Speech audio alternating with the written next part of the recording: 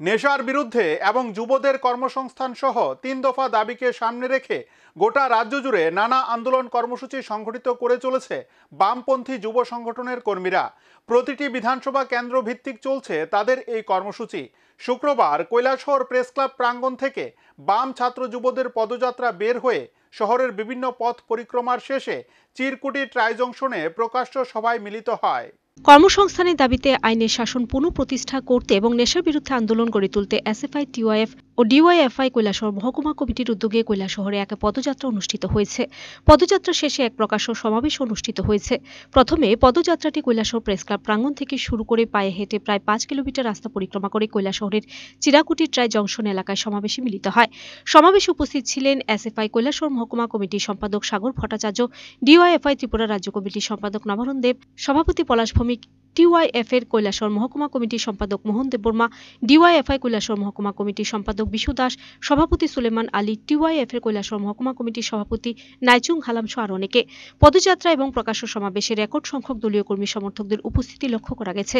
সমাবেশে বক্তব্য রাখতে গিয়ে ডিওয়াইএফআই রাজ্য কমিটির সম্পাদক নবারুণ দেব বিজেপি পরিচালিত কেন্দ্রীয় সরকারের এবং রাজ্য সরকারের তীব্র সমালোচনা করেন। উনি বলেন, প্রতিদিন রাজ্যে বেকারের সংখ্যা বাড়ছে কিন্তু সরকার চাকরি দিচ্ছে না। গ্রামের রেগা এবং শহরের টুয়েব প্রকল্পে শ্রমিকদের কাজ দেওয়া হচ্ছে না।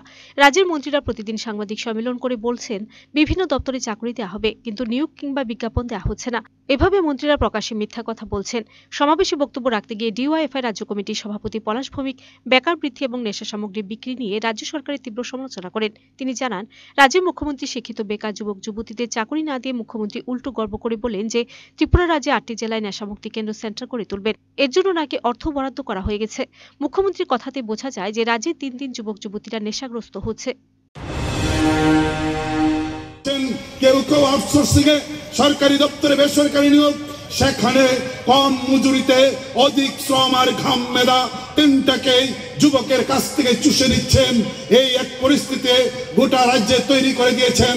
তার জন্য আমরা ডিএফআই গোটা রাজ্যে আওয়াজ তুলছি যে গোটা ভারতবর্ষে বেকারের পাহাড় তৈরি হচ্ছে। ডাবল ইঞ্জিনের ঠেলাই আমাদের রাজ্য এই পাহাড় তৈরি হচ্ছে। বেকারত্বের সংখ্যা দিনের পর দিন বাড়ছে।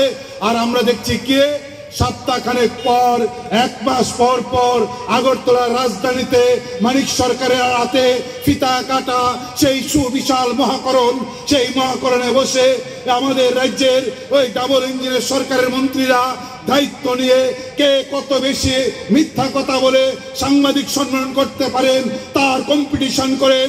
আর প্রতিদিন কম্পিটিশনের মধ্য দিয়ে তারা ঘোষণা করেন এই দপ্তরে এতটা নিয়োগ হবে, এই দপ্তরে এতটা নিয়োগ হবে। আমরা দেখেছি ঘোষণার পর ঘোষণা হয়, নিয়োগ হয় না। একটা ঘোষণার কম্পিটিশন কোনদিন বাংলাতে রতননাথ তার 1 সপ্তাহ পর সুশান্ত চৌধুরী হিন্দিতে আর ইংরেজিতে করেন। তার 15 দিন পর আবার রতননাথ একই দপ্তরের 10টা পোস্ট বাড়িয়ে আবার ঘোষণা। তার 15 দিন পর ইংরেজিতে সুশান্ত চৌধুরী 5টা পোস্ট বাড়িয়ে একই ঘোষণা। 2018 থেকে ঘোষণা চলছে, নিয়োগ হয় না। Bureau report, search India.